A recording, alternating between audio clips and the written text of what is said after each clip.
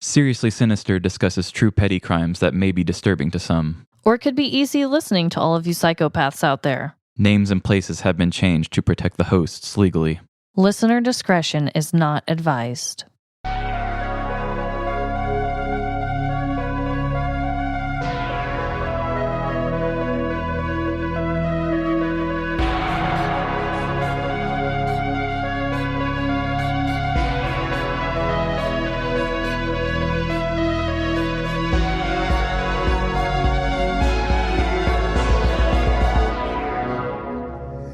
Seriously Sinister. Welcome to Seriously Sinister, the perfect background music for planning revenge. This is Trevin. And I'm Amanda. That is so damn true. Oh yeah, nothing's more inspiring than just hearing how some of the other masters tackled the art. Hell yeah. So Trevin, it's our 50th episode. Oh, we're turning the big 5-0 today, guys. Oh my God, we're old. I know. It's so crazy to think that we'll have this one next week, and after that's our year. Right. Like we've been telling petty crimes for a full year almost. Yeah, and we only took 2 weeks off from new stories this whole year. Yeah. Wow. Yeah. 50 episodes. Holy crap, that's amazing. Yeah, I won't get too nostalgic on it because we'll probably do that on the year episode. Yeah, totally. So what's your dreadful dilemma this week, Trevin? So my dreadful dilemma, if you think about last week, we put out the story where I did the Dr. Seuss story and talked about buying products that kind of suck. And when we got this house, Emily's dad said, oh, you might want to put some money into getting a snowblower. Oh, yeah. And I didn't even think about it. I lived in the country, and so anytime it snowed really bad, my dad would go get the tractor and put the big-ass scoop on the back and just, plow the whole driveway so you can drive through. And so I didn't really think about, what city people do. Right. So I was like, okay, well, I still don't want to spend a lot of money on this thing. I don't care. I mean, it snows here, but it doesn't snow that much to where I feel like I would need it weekly. So I got the cheapest one I could find on Amazon. Oh, snap. And it is a snow thrower. But trust me, it blows. Yeah. But it's actually not that bad. Okay, so I got an electric one. So I got it for about $100. Little did I know and did I not think about, to get an electric the electric snowblower, you need to have an extension cord. But you need to have an extension cord that can handle extremely cold temperatures. Oh my God. And not only that, you need a long one. Oh my God. So I got a 100-foot extension cord that can, take on super high temperature or to super low temperatures. And it was like $50. So that made my thing like $150. But my issue here is it doesn't extend its height. It's just got one height. And it's just a little too short for a guy like me. Okay. So I'm not bent over, but I'm also not standing up straight. I'm kind of in this weird kind of hunch. Yeah. And so I used to have really bad lower back issues as a kid, but now it's all in the shoulders now. By the end of doing that, my lower back is hurting because I'm just in this weird hunch the whole time, especially if you have to put much force in getting through some tough snow. Yeah. Not only that, though, to keep it going is there's a throttle on the left side.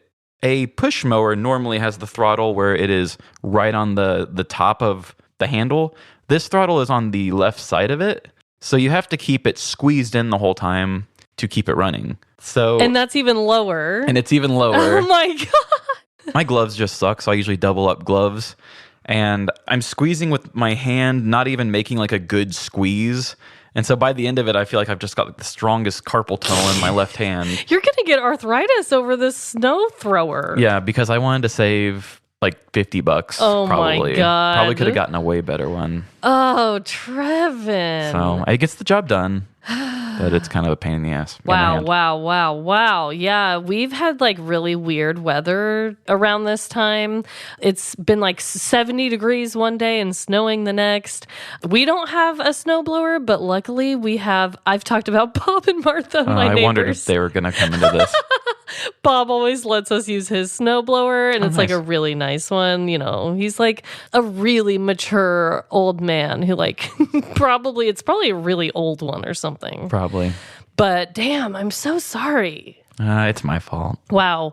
Well, I also have a dreadful dilemma this week, Trevin. Okay. So You know how when you're listening to like a celebrity interview and they always have at least one person that they're like, even after I made it big, my sister, she always grounds me and like brings me back down. And like, anytime my head starts to get too big, this person is here to like bring me back down to reality, right? So, okay, I'm not saying I'm a celebrity by any fucking means, but I have to tell you this story. So, recently, I went back to my very small hometown. And I went to an honor choir reunion of sorts. It was a concert, and it was for the elementary school. And they were celebrating 20 years of having this elementary school honor choir. And I was in the very first class. So I was invited, and all the alumni were invited to like come to this concert and watch the current kids sing and blah, blah, blah. So we were already kind of going to go over that way and visit some family. So we made like a weekend trip out of it. My parents came, Lila, Jordan, and I. And we get to this honor choir reunion, and we get there before the concert starts just to say hi to everybody. And we're sitting in the gym, and the kids are warming up. And Mr. Eastman, shout out Mr. Eastman, he was my music teacher. He was like, oh, you got to hear this song. You got to hear this song as soon as we came in. And the song starts playing, and it was one of the songs that I sang 20 years ago that I had a solo in. And so after the kids were practicing it, he goes, see that girl sitting over there? She was the one that sang the last solo in the song or whatever. All the kids start applauding me. Oh. All the honor choir kids start clapping. And my parents and I are just kind of like smiling, be like, oh, that's so sweet, whatever. Jordan, however, leans his head because he's sitting on the bench behind me.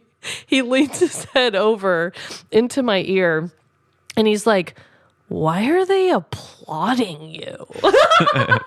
And then later, when the actual concert happened, once everyone else was there, the gym was like probably halfway full, maybe a little less of people. And they did that song. And again, Mr. Eastman like shouts me out in front of everyone. And then this time the whole crowd applauds me. Oh, God. And I was just waiting for Jordan to say something. But he's like, yeah, okay, this one makes a little more sense.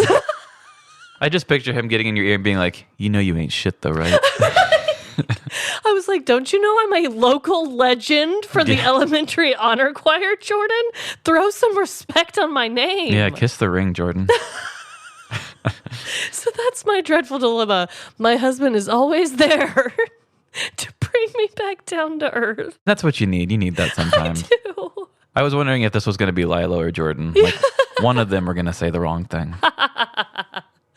Well, they both do. It's kind of, hit or miss at this point. I think that's the life of being a mom. It's like that in my house too. There's high highs, and then your family just brings you back down. You can't make one mistake. It honestly cracked me up, though. So we are going to do a special top 5 this week. 1, 2, 3, 4, 5. Top 5. Yes, this is going to be a very self-indulgent top 5 because we're going to talk about ourselves. I know. So hopefully this isn't the first episode you've ever listened to. Well, I don't know. I guess it would get you excited to go back and listen to other ones. But we are going to talk about ourselves and the things we liked about ourselves. We're just going to applaud ourselves for a minute here. Yeah, we need Jordan to ask us why. We need Jordan in the corner being like, that story sucked. Yeah. But yeah, so normally with our top 5s, it's like, weird facts like usual. But this time we are going to talk about our top 5 favorite true petty crime stories that we've covered in the past since it is our 50th episode. Yes. And you go first. Okay, that was my next question. I was like, oh, lordy lord. So We are going to list out our top 5 stories that we individually covered. So, like my favorite 5 stories that I covered, and Trevin's 5 favorite stories that he covered. And then we're going to talk about our favorite that each other covered. Just one. Are you doing this in reverse order to where the last one is your favorite? Or is it no particular order? Honestly, there's no particular order. I really don't have them like rated as like, this is my number one. Mm-hmm. I just picked 5 that I really loved, and I'm going to announce them in the order of like the furthest back to the newest. Okay, that's a good way of doing it. Yeah, because I don't really know about which one of these is my favorite. I like them all for different reasons. And you could probably ask me in a month and it would change. Right. So it was really fun going back through all of these down memory lane, as we were talking about before we recorded. Just seeing how many we've done, it's really cool. I'm just going to go ahead and start with my list. So, okay, I know this sounds corny as hell, all right? But one of my favorite stories that I covered was actually in episode 1. Was that the Haunted Tracks one? No, Oh, it's shit, that a was so good knock too. at the door. It's when Jordan came through the dog door and scared me. Yes. And I thought it was a home intruder. Looking back, I really forgot how many personal stories I did at the beginning. Oh, we both did so many personals in the So beginning. many. And I'm like, oh my God, girl. But I was so afraid to do news stories back then, which now I feel like news stories are the easiest to do. Yeah, I'm same here. So I don't know. Our show started out so different, but also very similar. It's weird. Yeah, I'm really glad that we dabble a lot in the true crime community. Yeah. And it's like, oh, I'm so glad that people made it through the first few episodes of them being personal, because technically, I mean, I know we were playing off the comedic angle of it's not always crimes, it's just petty. Yeah. But I was like, oh man, I did one news thing in episode 3, and then I went 2 personals right after it. Right. Still afraid to continue and getting in there. Right. Yeah, we were like terrified of it. It's so weird. Yeah. But I just love that story. I think it's a really good example of like the relationship I have with my husband. He's such a prankster, and it's just, I don't know. I have a little nostalgia for it because it was episode 1. Yeah. So my next favorite was actually episode 8, and the story title was Birthday Bitch Battery. Oh, this was the one where your dad threw the girl. Yes. So this is my last personal one that I have on the list, but I had to put this one.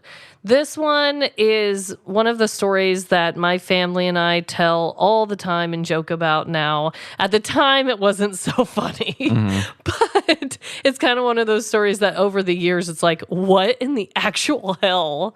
And it's just, God, if you haven't heard that one, it's just a joy.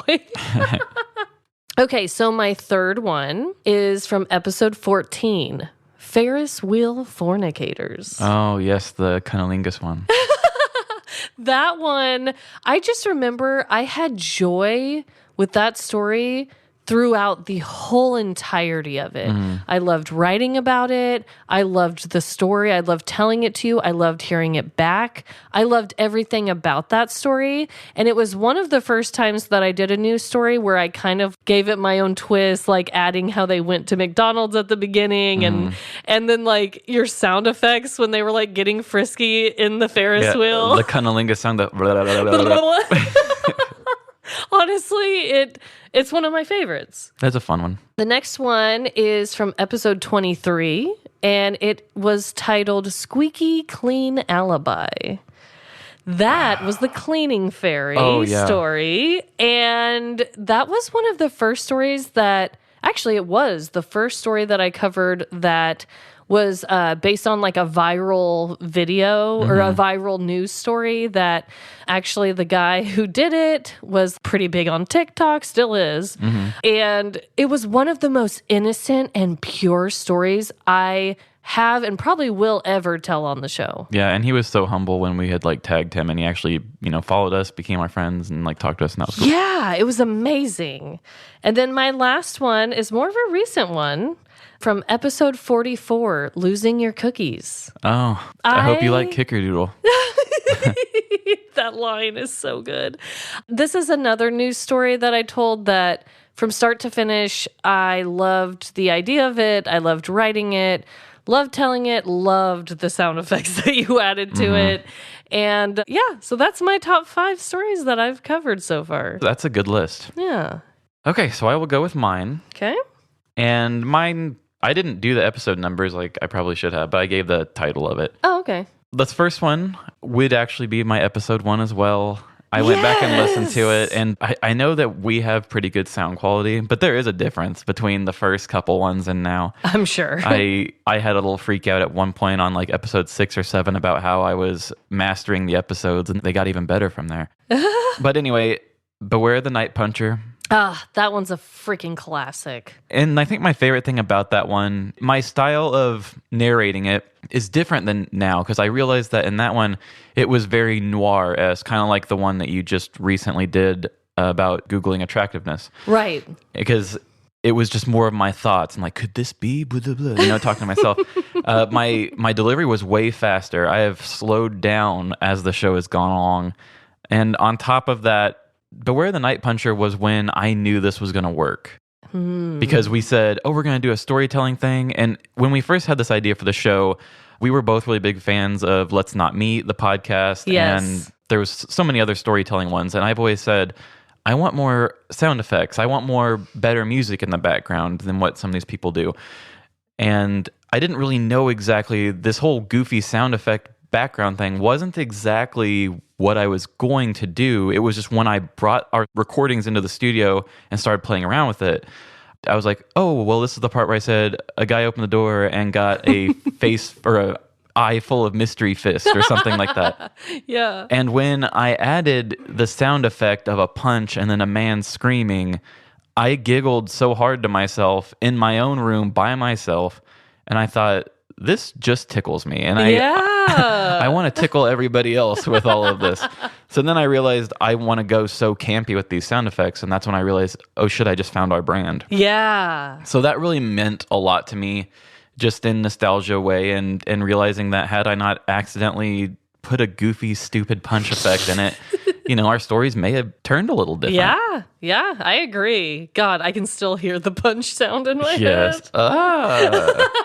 So then my number 2 would be my Telltale Letter. Okay. My Edgar Allan Poe spoof was also a personal story about opening somebody else's mail. And this was around the fact that it was a Scientology letter, and I just wanted to know what the hell it was. Right. That was one where I had this idea of doing a whole spoof parody, and I was scared to do it. And so to me, it was really great because I conquered it. I really loved what I did with it. Yeah. I did a lot of voice acting with that too. It was fun. unique.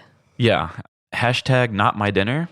The garlic knots story. Oh my God. Yes. I love that one. That was a favorite of mine, of yours too. Oh my God, there's so many good ones. The sound effects on that of just destroying the kitchen, and the reason why she got mad was she went back to take the garlic knots back, and the girl said sorry, and she said it just didn't seem genuine. But then when she gave her change back, she like dropped it, and she thought that the girl threw her change down, and then that's just what ignited it. Yeah. Because she didn't want Parmesan on them or something. Yeah, she got Parmesan on her garlic knots, and she hated it. Oh my God. See you later, perpetrator. Ooh. The alligator story. That was a really good one. I don't really have a particular reason why I like that one. It was just one where I think everything hit. I love the story. I can't believe somebody did that. Right. An Unstable Home, about the man who steals the horse and goes and hides him in his bedroom. Oh my God, yes. That one, looking back on it, was really fun for me just because there's that stupid little stretch in it where I did the sitcom scene. Oh, yeah. Where I had you record lines that you didn't even know what you were doing, but I was just like, give me some cheesy delivery. In the story, I had said that the dude put like glasses on the horse and tried to hide it behind the table. And so the lady comes in and just like, oh, hey, handsome guy, or whatever. And then she's like, well, he sure does have a long face. And then I just kept dropping all those stupid laugh tracks. So that was my top 5. Okay. But I didn't want to have too much recency bias, but the Dr. Seuss one probably will end up being a more favorite one as time goes on. I know. That one's so good too. And then I love my realtor story too. About making him bathe in corgi blood. Oh, God. Like, how can you not? Yeah. I mean, everybody likes a story where they're the hero. Well, I wanted to tell you my favorite story it was hard to narrow it down, okay? Because I love a lot of your stories. But the one that I picked is kind of recent-ish, but episode 42, The Cat's in the Bag. Oh, yes. I mean, that story is one of the most absurd stories I've ever heard. The most shocking, the most twists and turns. And it was from a listener. Yeah. Yeah, I just love the way you told it. I love the way you wrote it. That was one of the most shocking stories you've ever told, I feel like. Yeah, that one would have been on my list too, but if it was just so recent, it'll probably end up, if you ask me down the road, my top 5 will probably be in there. As far as just stories I've ever heard without anything I added to it, yeah, I think that is my favorite story. It's just so bizarre. It's ridiculous. My favorite of yours, I would say I really like the crappy job interviews. Yeah. The guy who sends the kitty litter and poop to all the people that he interviewed with. Oh, God. I really enjoyed that one. That was a good one. You're right. If I had to have a runner-up, I would probably go with the unhappy meal as well. Oh, yeah. Yeah, people get pissed off in McDonald's. Yeah. A lot. But, when you just get broken up with for loving McDonald's, what can you do? Oh, God. Well, that was fun. I hope that, like you said, if this is someone's first episode that you're listening to, definitely go back, because clearly we liked a lot of them in the past. But I hope everyone who's been keeping up since the beginning is like, oh my God, I remember that story, and they're not too bored with us talking about ourselves. Yeah, hopefully you're not just like, oh, get over yourselves. Get over it. But we will ask on social media, just share. You don't have to give us a favorite of each of ours, but just maybe a story that you still think back on, or what that would be fun. Tell us your favorite story. Maybe one day we'll do a greatest hits thing or something. Yeah, love that. So it is story time. Speaking of all these stories, we have 2 new ones for you this week. Yeah, maybe new favorites. Yes. And so I am going first, correct? Correct. Okay. So this is a story from the news. Shocker alert. I've been doing a lot of those lately. But really, guys, I don't have a lot of backstory. I really just want to tell you it. So here we go. Petty crimes are unfortunately committed each and every day. Some of these acts of pure pettiness are committed by strangers we can easily mock on the internet. This guy sucks. While others may be happening at this very moment in your own household. Dad, what are you doing with my wallet? There is no telling just how far a person would go to cover up a crime worthy enough to make an absurd news headline, or to prevent their families from shunning them. Seriously, put my wallet down. However, there are times when the cover-up becomes even worse than the crime itself. A blatant display of idiotic overcorrection that will haunt you for years to come. In the early 2000s, David was a timid 18-year-old young man with oversized glasses and a passion for playing checkers. He spent the majority of his days visiting his grandmother at her nursing home and volunteering to teach Braille to blind dogs. The only real selfish thing he would do for himself was when he ignored his phone calls as soon as Judge Judy came on his television. Come on, she's about to give the verdict. But lately, David had started thinking that maybe it was time for him to start having more fun for himself. After all, it was the summer after he had graduated high school, and that was something to celebrate. Ironically enough, as soon as this thought crossed his mind, David heard his next-door neighbors talking in their apartment hallway about going to a party that evening. We should totally go to a party this evening. David pushed up his glasses, double-checked his jean zipper, and opened his apartment door. Howdy, fellas! I too would like to partake in a good old-fashioned party this evening. The neighbors grinned as one of them responded with, sure, David. Meet us in the parking lot at 11 tonight, and wear your freshest sneakers. David walked back into his apartment and immediately began preparing for the party, even though it was only 2 p.m. He lifted his 2-pound weights as he watched Judge Judy. He canceled dinner with his grandma and started to pick out his best party outfit. He laid out a crisp t-shirt, dark denim jeans, sneakers, and a freshly washed pair of undies on top of his bed. He spent the remainder of the evening brushing his hair and his mustache into the perfect placement.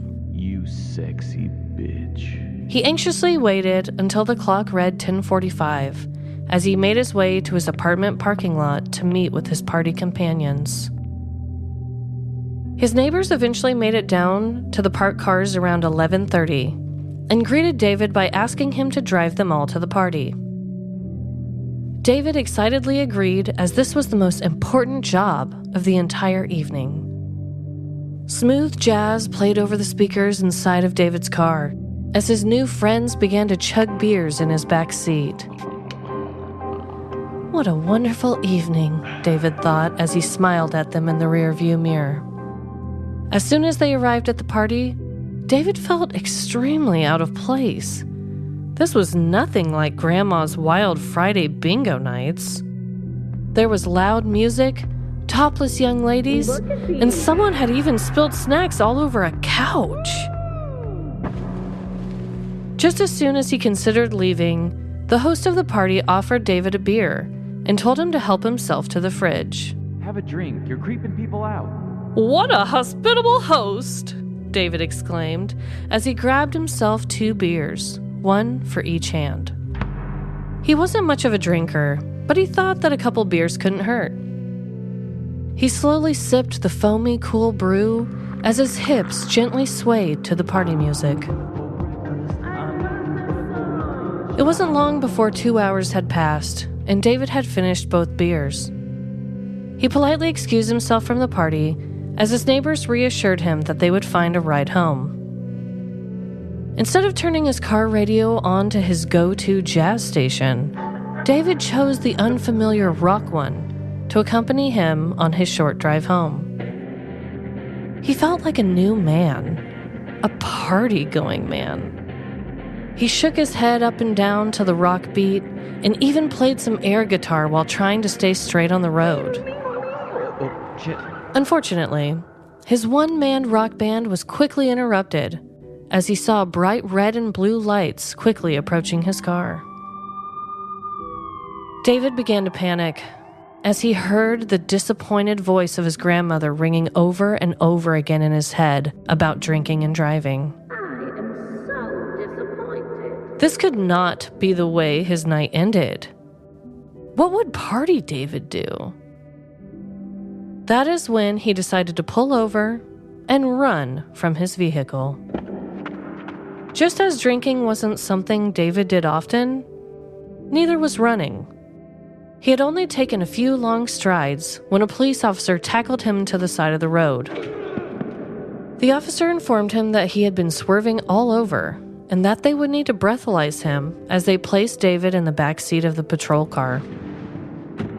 The lecturing voice of his strict grandmother again replayed in his mind.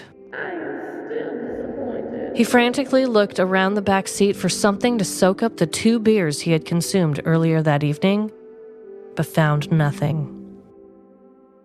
That is when a second idea formed in David's mind. He quickly and aggressively ripped out the crotch of his underwear and shoved the cloth deep into his mouth. As he began to chew, he felt a huge sense of defeat. There was no way he would be able to stomach that butt cloth he had partied in all evening.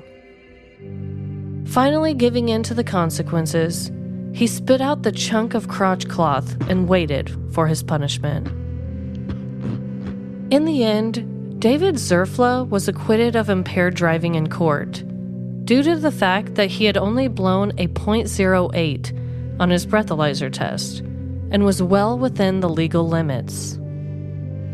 Even though David had avoided charges, he couldn't avoid the public shame of his story being shared. That particular day in court, rows of high school students interested in law were present as court observers. The arrest was described in great detail. That is when my client ripped off his panties and attempted to eat them. The teacher ultimately had to escort his high school students out of the courtroom after the detail about David trying to ingest his own undies was announced. The students' eyes were filled with tears as they left the court and tried to muffle their snickers. Meanwhile, David's grandmother shook her head as she sat in the row behind him. Sometimes even the most pure-intended people commit petty crimes. And some of the most innocent of crimes are covered up unsuccessfully. We all make mistakes, and we all have an older relative that frowns upon those mistakes. But there is nothing worth eating your undies over.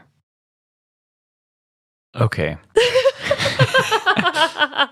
Thoughts? I did know this story. You did? Yeah, this was actually on my list of things to eventually one day do. Oh my God. Did I do an okay job? I think, yeah, you did. Okay. I like that he was a nerdy guy. Yeah. I will say what I was going to do with it, Yeah. just to share my thought process. Yeah, tell me. I was going to go at like a home remedy angle and talk about how people do weird things to fix things, and Yeah. I was going to go with, well, people said that if you eat your underwear, it'll help soak up alcohol. It's so funny to me that in the end he did get out of it. He blew within the legal limits. The homeboy probably only had a couple drinks within like a couple to a few hours. Mm-hmm. And of course, I made up the backstory. I don't know if he's really that nerdy. I don't know if he loves his grandma that much. But in his picture in the news clipping, that's kind of the vibe I got from the guy. I don't remember the picture, so I'll have to show it to you. And the fact that when he was in court, that the students were in there and like everyone was trying to hold in their laughter. How embarrassing, dude. Yeah. Like, not only could you have just done the breathalyzer and you would have been fine, but now everyone knows you ripped out the crotch of your undies and tried to eat them. what I really want to know is, in his mind, does he feel that actually worked? Because it's kind of like, back in the day, I forget what the psychology term of it is, but like if you're watching like an old TV and you go to get up to go hit it or something, or you stomp your foot on the ground and the TV signal comes back. Oh, yeah. And you're like, and then like I did that. in your mind, you think you did it. So then anytime your TV starts to go out, you're just sitting there like pounding the floor because you're like, it worked the last time. Yeah. And you think that's why, but that's probably not really why. There's a psychology term for it. So I wonder if there is a part of him that's like, had I not done that though, would I have gotten arrested? Like, would I went to jail? Maybe he believes that for like self-preservation. Yeah. I think I would a little bit. Here's his picture. This is the news article. Oh yeah, what a nerd. I know. I know. That's why I talked about his glasses and his mustache. Not that I'm making fun of people with glasses or mustaches, but it's a very prominent feature on this guy. What was the year on this again?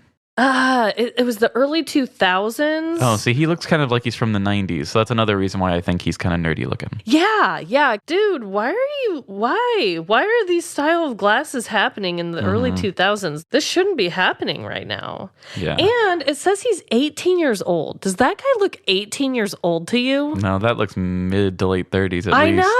I know. That's why I'm like, okay, I kind of picture him kind of as like a square, Sorry, David, if you're listening. Yeah, he's probably tucking t-shirts into jorts and wearing New Balance. Oh my God. Sorry, anybody who does that, you're still cool. We love you. Yeah, thank you for listening. Shine bright like a diamond. Oh my God. Well, yeah, I had to do that story. I saw the newspaper clipping. I did want to say, though, that there's not a ton of information, really, on the story other than the article.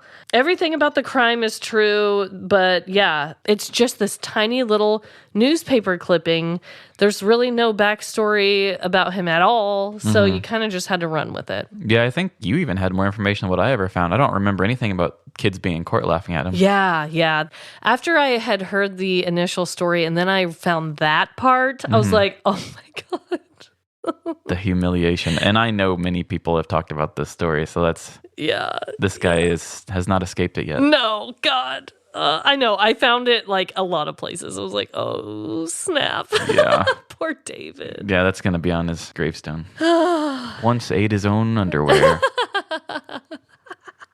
All right. Gotta love it. So I've got a story, Okay. and this is a listener story. Yay. I feel like we haven't had one in a while. I guess my last one was the cat in the bag one. God. So this one is from a listener named Elizabeth. I was allowed to give her first name. Nice. She wrote the whole story out and gave it to me.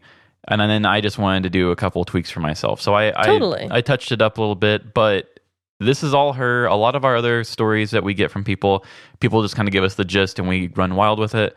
Props to her to write this whole thing out. And Right. she asked me to do it. Oh. So it's nice to be picked. She specifically was like, Trevin, you got this shit. Yeah. It was in the subject line of the email. It said, Trevin, make it good. That's what I'm talking about. So I hope this turns out in every way that you were hoping, Elizabeth. Yeah, shout out, Elizabeth. Thanks for sending this in. So let's just get into this thing. Okay. All right, here we go.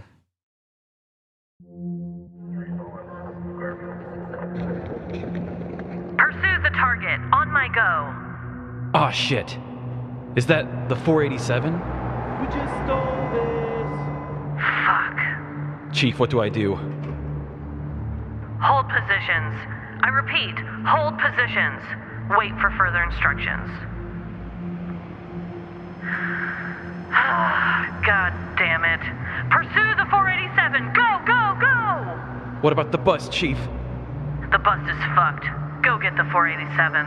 Motherfucker. This asshole doesn't know what he just messed up. He's gonna pay. You're probably wondering how we got here. An epic, well-recorded, high-stakes police situation, yet you have no context on what led us to this moment. Kind of feels a little Tarantino-y, doesn't it? Maybe I should take you to the beginning of this listener's story, so you can see just how important this really is. It's not fair. Everyone else gets to go to the Astro world before having to sit for 3 days. We're not everyone else, honey. We're here to learn about God. I sighed and pouted, in only the way a soon-to-be 14-year-old can, when faced with the prospect of 0 days of roller coasters and 3 full days of Bible study. I'm bored. Can we at least play cards? My mom, in her best effort to calm the teenage girl volcano of disdain, said, "Yes, a game of gin rummy sounds great." She rummaged through her bags, searching, only to realize that they were left in the van. A blue-on-blue, short, 487 Astro van. This, my friends, was 1994. Or wait, was it 1993? 94? Doesn't matter. This, my friends, was 1994. Maybe. My mom returned to the hotel room after going to get the cards, looking flustered. "Mom, you forgot my cards," I said in an annoyed tone. Without even acknowledging me, she quickly said, "The van's gone." I shrieked. "The van's gone. It's just broken glass. I need to call the police, and your father, and the insurance." Before she could even finish her sentence, I cut her off. "They took my cards?" I lament, still bored. Who steals a van? Who indeed? After giving my mom some time to calm down, we went back out to the scene of the crime to assess the situation. As it turned out, the people who steal a van are also the people who steal the car next to it. Next to our van's pile of glass sat an almost identical pile in the adjacent parking spot. The car that once sat next to our van happened to belong to a sheriff local to Louisiana who was here on vacation. I bet he got to ride roller coasters, I said to my mother, adding insult to injury. I swear to God, I'm finding someone to take you tomorrow to get you out of my hair so I can deal with this, my mother yelled. Realizing that this situation could very well be the only excitement I get out of the next few days, I had to redirect her. No, Mom, I'm fine. I don't need to go. God totally understands. He's a forgiving God. And surely he'd forgive me missing this year because I'm being such a big help and support to my mom. My mom gave me the side eye. Anyway, the sheriff's car had a gun under the front seat. So the assholes who took our Astro van now had his off-duty car, his full-duty gun, and all the city of Houston to go wild in. The 487 Astro van topped out on the speedometer at 80 miles per hour. It's a giant box. It's not known for its aerodynamics, as it is bigger and blockier than a minivan. While it was the short version, making it easier to park, it was still very large. Who would take such an unattractive and slow vehicle? I thought to myself. And what would a thief even do with it? But we were about to find out.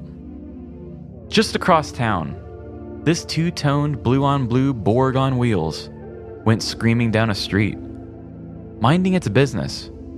Just a Grand Theft Auto out for a joyride. Right through the middle of a major drug bust, months in the making. We just stole this. The bus is fucked. Go get the 487. He's gonna pay. The police were pissed. They had worked on this bust for a long time, gathering intel and figuring out who the distributor was. This bust was going to make the papers and turn the no-name lead officer into a hero. This was going to take down a major player in the city's drug scene. But instead of being able to make this epic bust, they were all in on a shitty Astro van in a high-speed chase. If you can even consider 80 miles per hour a high-speed chase. By the end of the chase, the 487 Astro van was no match for the police cruisers. They eventually caught them, and we got our van back. The roof had been shot up, packets of mustard and ketchup had exploded inside, and all the seats had been knifed and searched for drugs. Insurance should have totaled the van. They did not.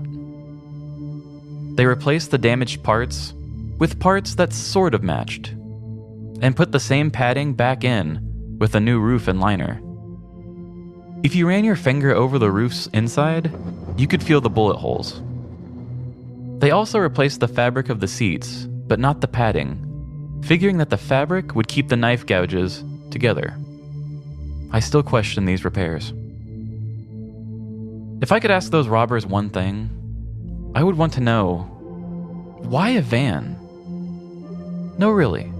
Why an Astro van? There were so many better cars. If they were trying to chop shop it, go for a better car that will get you money. But a van? Who the hell steals a 487 Astro van? But also, thanks for getting me out of that Bible thing. The only good thing that came about those were the Swiss Miss pudding cups. Everything else was so tedious and boring and bleh. My story deals with many crimes, ranging from Grand Theft Auto to high-profile drug sales, but nothing compares to the fact that I still never got to go to Astroworld. The criminals in my story got caught and put away. But what did I do to deserve a bored day at a hotel? Without roller coasters, anything good on TV, or even a measly deck of cards? So I guess the moral of the story is, Houston in the 90s was rife with car theft. And even if you drove a shitty Astro van, not even you were safe. Oh, man. They took her cards, too. Took the cards, too. I wonder if they were back in the van when they got it. God damn. If so, probably just covered in ketchup and mustard. Oh, my God. That little detail. I don't know why that made me chuckle to myself. Wow. As a person who has had their vehicle stolen before, luckily our Jeep that was stolen was deemed totaled. Because if it wasn't, that would have really freaked me the hell out. Yeah. I don't know. I feel like when severe damage is done, and for our example, like we knew there was like drug baggies in there and like all sorts of stuff, and we have a kid in there. It's like, I don't trust this thing. Yeah. And then this poor family, Elizabeth's family, has like knife holes in their chairs. And bullet holes in the roof. Yeah. And they're just like, oh, a little bit of cloth will fix this right up. Yeah, I mean, this being the 90s, it makes me think that maybe the insurance companies were a lot more stingy then and just like, oh, we'll make it work for you, you know, or maybe it was just a really bad insurance company. I don't know. Oh my God. But I feel like Yeah. just the smallest of things. I was going down the highway one time and a guy, it was one of those on ramps where if you stay on the on ramp, it's another off ramp to another road. And he was just traveling that and I thought he was going to stay on it. Well, very last minute, he came into my lane and just rubbed sides with me for a little bit. Yeah. And just that little bit, they totaled my car out. Really? Yeah, my old car that I drove when we first met. Dang. And they totaled it plus some, and so I got some money back for my car getting hurt. And that's all it was they knocked the glass off my rear view, and there's just a little mark. Weird. Because they're just like, oh, that body would have been really expensive to fix. So Okay, because I was about to say maybe because all the damage for them was like cosmetic, but now you're here telling me this one. yeah. So that makes zero sense. Then again, that was like 7 years ago, whatever. So maybe it is just a 90s thing. Wow. Okay, so I thought that she was talking about Astro World, like the Travis Scott concert, but now that I know that it was back in the 90s, it was based on a theme park that was in Texas that Travis Scott based his concert on. Oh, okay. So now it makes more sense because you kept saying roller coasters and it was in the 90s. So there was a amusement park that Travis Scott went to all the time, and that's what made him do his like concert that's now a really bad topic and everything. But I was like, wait, she was trying to see Travis Scott? But I was like, oh, okay, this was in the 90s. No. Okay, I see. Yeah, when you asked me that, I wasn't really sure. I don't know that much about the Travis Scott thing. I thought maybe he performed at the theme park, and that's where all this happened. Right. Okay. Yeah. No, he actually based it on that theme park that she wanted to go to. So Must have been a magical place. Yeah, it must have been. Sorry you couldn't enjoy it, Elizabeth. Yeah, that sounds a lot more fun than Bible study, I have to say. Yeah, but a lot of things probably are. Wow. Well, I love how she put her own personal storytelling into that, and you kind of had to read it like you were a girl, which kind of made me laugh. So, Oh, yeah. It's pretty easy to find my inner femininity.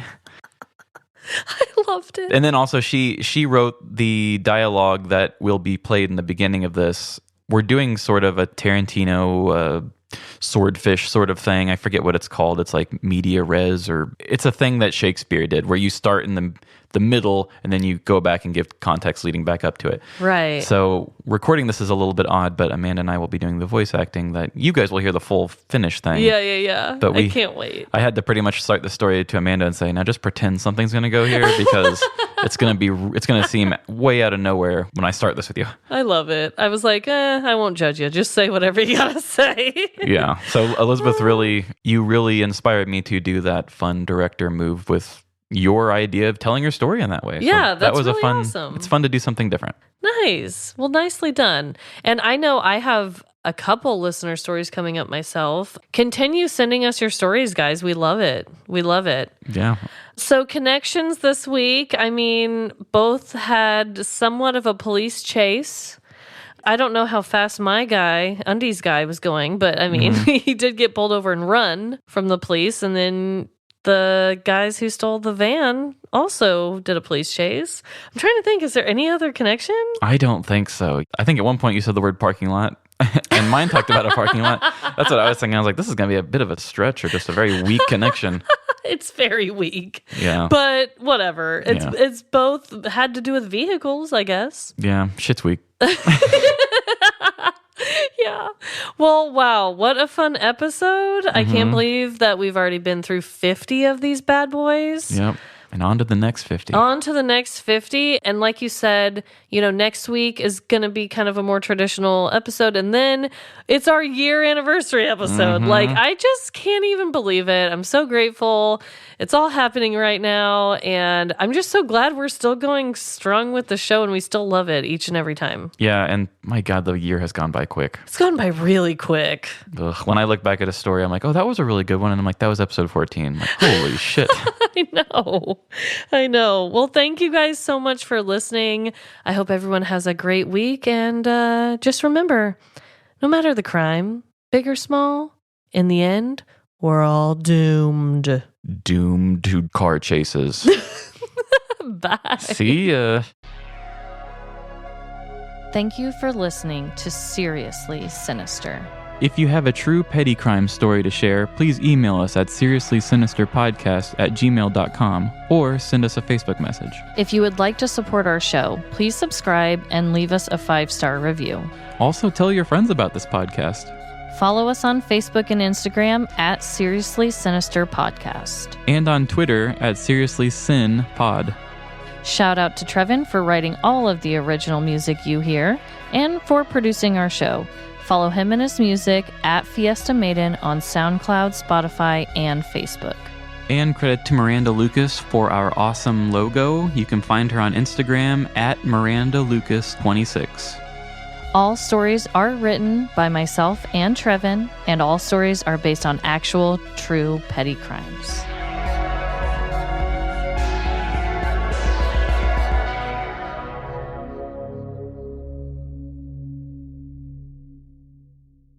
We went back out to the scene. No. After giving my